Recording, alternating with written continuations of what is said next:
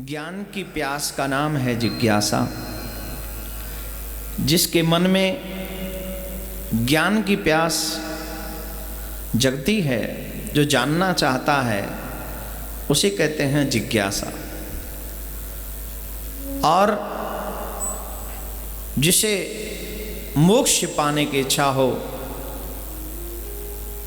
जिसे मोक्ष की प्यास हो, उसका नाम है मुमुक्षा। और जिसे ईश्वर को प्राप्त करने की प्यास लगी हो, उन्हें प्रेक्षा कहते हैं, अर्थात प्रेम कहते हैं।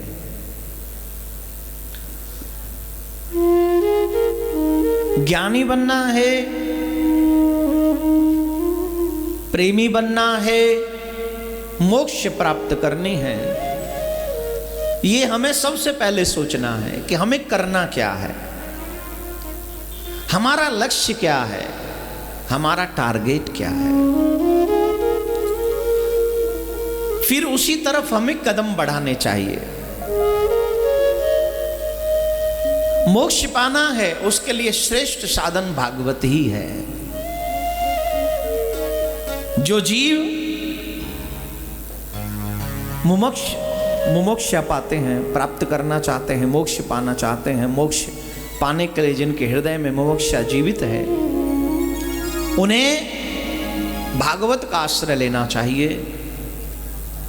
जिनके मन में जिज्ञासा है, उस ईश्वर को पाने की या चाहत है, उसके विषय में जानने की।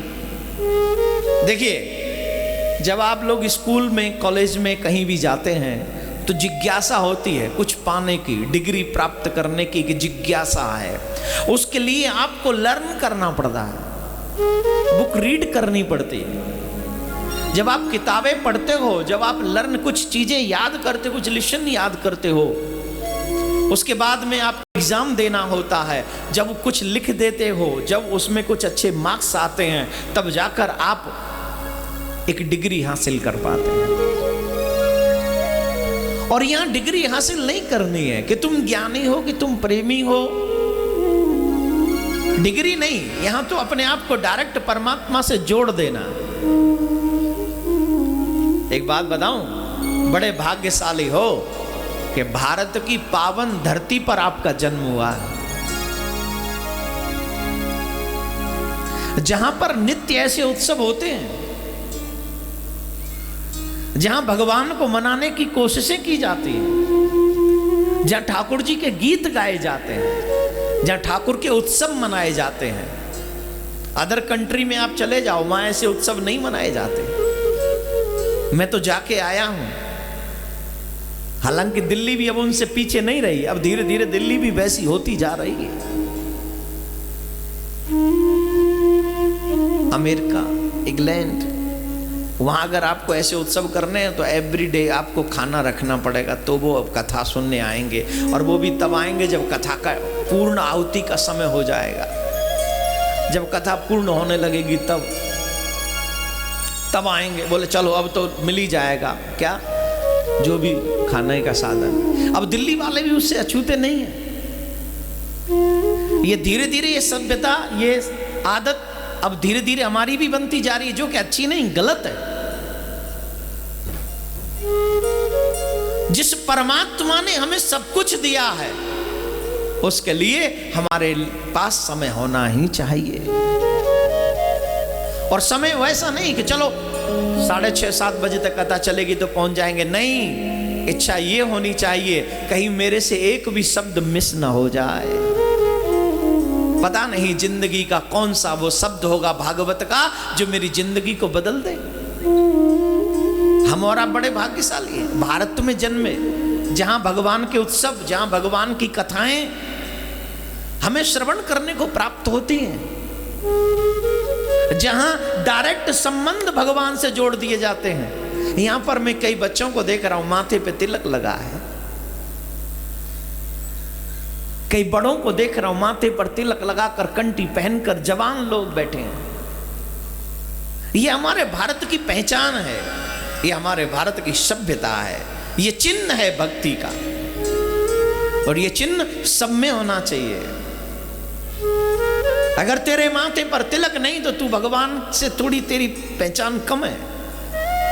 तेरे गले में तुलसी की कंठी नहीं, इसका मतलब है अभी तू उस राह पर नहीं निकला। मेरे भाई बहन, ये कथा हमको देती बहुत है।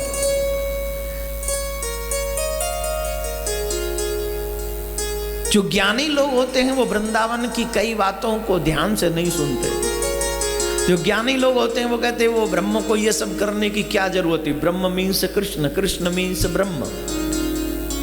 उस ब्रह्म को बांसुरी बजाने की क्या जरूरत आने पड़ी। उस कृष्ण को गोपियों के साथ नाचने की क्या जरूरत आने पड़ी। अच्छा एक बात बताओ, आप जिसके भी साथ नाचो अपनापन होता है कि नहीं? आप गैर के साथ तो नहीं नाच सकते, नाच सकते हो? हमारी पत्नी किसी और का हाथ पकड़ के नाचे तो पति को अच्छा लगेगा? मेरा पति दूसरे की पत्नी का हाथ पकड़ के नाचे तो पत्नी को अच्छा लगेगा? बोलो। तेनू में देखें, इत्थे आ, इत्थे आ। पति जाएगा नाचने और पति का सर हो जाएगा लाल। क्यों? बोले ये नृत्य करना भी अपनापन फील कराता है। कराता है कि नहीं? मेरे प्रियतम का हाथ मेरे हाथ में हो, है? खो जाओ तो खो जाओ, हाथ पकड़ो अपने प्रियतम का, मिलाओ उनके कदम से कदम, बजे सुंदर ताल, और प्रियतम हो और प्रेम का हो, और वो मेरी नजरों में देखे मैं उसकी नजरों में देखूं। दुनिया का आभास ही न हो। कोई मुझे देख रहा है, कोई मुझे देखकर क्या कहेगा, इस बात की परवाह ही न हो।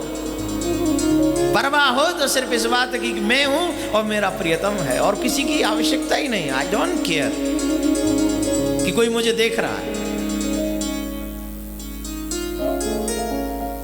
इसीलिए कृष्ण ने जो राम अवतार में जो रास्ता नहीं चुना वो कृष्ण अवतार में चुन लिया। क्या? गोपियों के कदम से कदम मिलाकर नृत्य करने का, बांसुरी बजाने का, संगीत को एक अपनी जगह पर पहुंचाने का। विश्व शांति सेवा चैरिटेबल ट्रस्ट के द्वारा चलाए जा रहे सोशल मीडिया से आप सभी भी जुड़ें। YouTube के सब्सक्राइबर बनने के लिए YouTube में टाइप करें देवकीनंदन जी महाराज। फेसबुक पर पूज्य महाराज जी के आधिकारिक पेज को लाइक करने के लिए देवकीनंदन ठाकुर जी सर्च करें। ट्विटर पर पूज्य महाराज जी को DN_ठाकुर_जी फॉलो करें।